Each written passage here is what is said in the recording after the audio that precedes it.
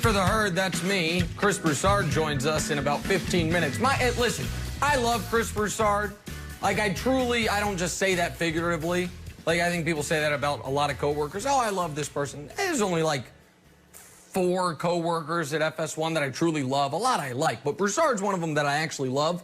But my God, he had bad Clippers takes last year, and I don't think he's learned his lesson. We will find out if he's learned his lesson in about 15 minutes. But right now, I want to talk about the Nets. So, the story from last night with the Nets has to be first, second, and third, Kevin Durant, Kevin Durant, Kevin Durant. This is a guy who, the last time we saw him healthy, he was clearly and without question the second best basketball player alive, and has a strong argument that for a decade straight, he'd been the second best basketball player alive. And there's no shame in that. He just happens to be cursed by playing in the exact same era as the greatest basketball player to ever live. But when you blow your Achilles and then you don't play for nearly 600 days, there was fair trepidation and concern. What version of Kevin Durant are we going to see? Based, again, on the tiny sample size of last night, and honestly, just the first half last night, because this game was such a laugher, you know what version it looks like we're going to see? The only version we've ever seen. The KD that walked into Texas as a freshman and was a 30-point-per-game scorer as a 175-pound 18-year-old. The KD that I actually was at his final game as a Seattle Supersonic in Seattle, who 20 games into his career, you're like, oh, this guy's going to win half dozen scoring titles, an MVP or more. That's who we saw last night. The Kevin Durant scoring machine, who is an overused term in sports these days, is, oh, he's a unicorn. Oh, he's a unicorn. There's so many unicorns, they're not unicorns. He actually is one. Guy who's 7'1", with that jump shot and those handles.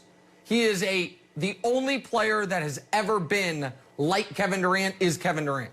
And he appears to be back fully formed. And any team with Kevin Durant is going to be a contender. And on top of that, Kyrie reminded us, hey, man, when I'm not talking about chakras and the third eye and, you know, what does government mean to you, I am a bit of a magician with the basketball. A transcendent offensive player. Kyrie only played 20 games last year, put up 17 in the first quarter.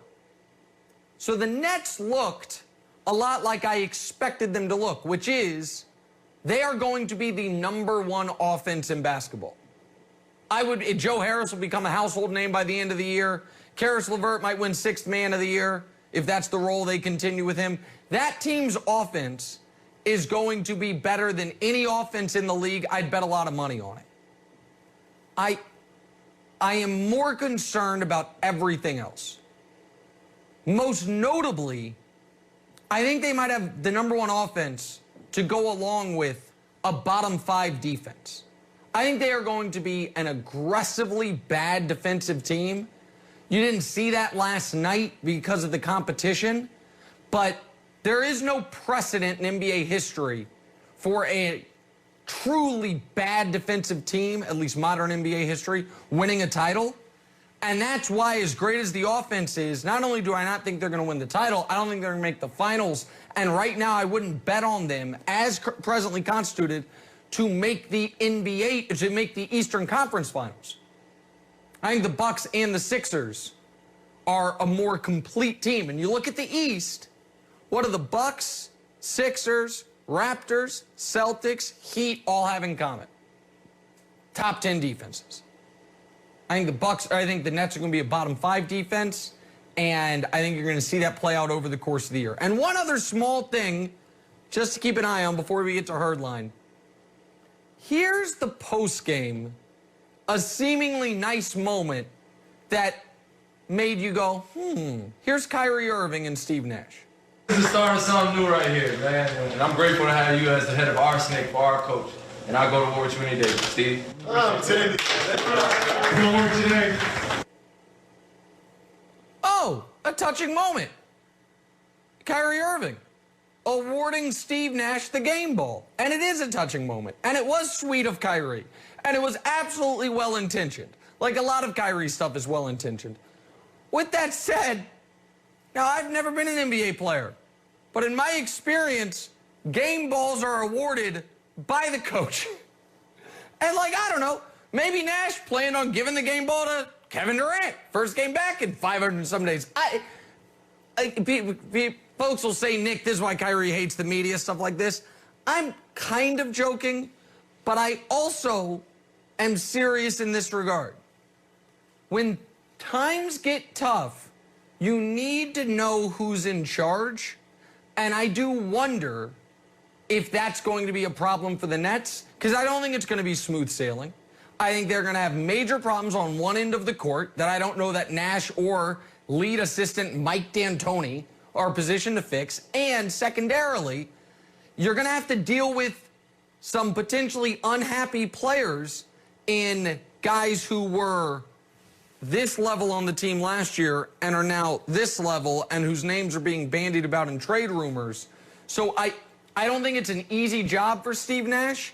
And I think even when Kyrie Irving is well-intentioned, he might not be making it an easier job for Steve Nash. But it was great to see KD back, and it's great to see KD, who I think is the second most likely person to win league MVP this year. Here's Joy Taylor with the news. No. Turn on the news. This is the Herd Line News. You know, Nick, I had forgotten just how much I truly disagree with you on so many things. I'm like, no. Oh, what happened? This and that. It's okay. We'll get to it throughout the show. No, jump in. I just want to know if I am a part of the, like, 4 beloved coworkers that you have at FS1. Yes. Yep. Okay. Chris Broussard, Joy Taylor, you want a list? Colin Cowherd, and one that will remain unnamed. That way everyone else can think it's them. Very clever. Very clever. You are on my list as well. But I do love Danielle Moore, as you know, just to remind you. Well, Bill Belichick. That's my wife, of course. Yeah, I get it. Bill Belichick has been asked numerous times throughout the season if he's planning on making a change at the quarterback position. And at today's press conference, he finally decided he is done answering that question. With this being the first practice of the week and you guys going through your meetings the last couple days, were you sticking with Cam at quarterback? No. Mike, we're not answering that question every day. I've been through this for a month. How about if I let you know if we're going to make a change? That's not how it works, Bill, but I do appreciate the frustration with the question. It's a fair question. It's fair. It's not that, like, Cam has been playing at the level that this is out of bounds to ask. I've been on a hot streak on sports predictions, partially because LeBron and Mahomes keep winning everything, so that makes me I can pick with my heart and I just get to be right. I was so wrong about Cam this year. I thought the Patriots would be a contender with him. I thought he'd be awesome. With that said, my question is this: how awful must Stidham look in practice? Like, if Stidham, they're eliminated from the playoffs, Cam's not under contract, Stidham is, he's younger, Cam looks like he can't throw 9 yards. Like, is Stidham, what's Stidham doing in practice? How can he not possibly get a look at this point? It must be atrocious, because there's no other reason you wouldn't trot him out there, at least to give him some game experience. So to me, that's almost more about Stidham than it is about anybody else. And we got a little glimpse of that, Joy, when Cam had COVID and they had to pick a starter, and they're like, hey, dust off Brian Hoyer. Let's see what he can do. See what he can do against the Chiefs. And so Stidham just must not be able to play, man. Like, that's the only thing I can take away from it, Joy. Yeah, it's a fair observation. It's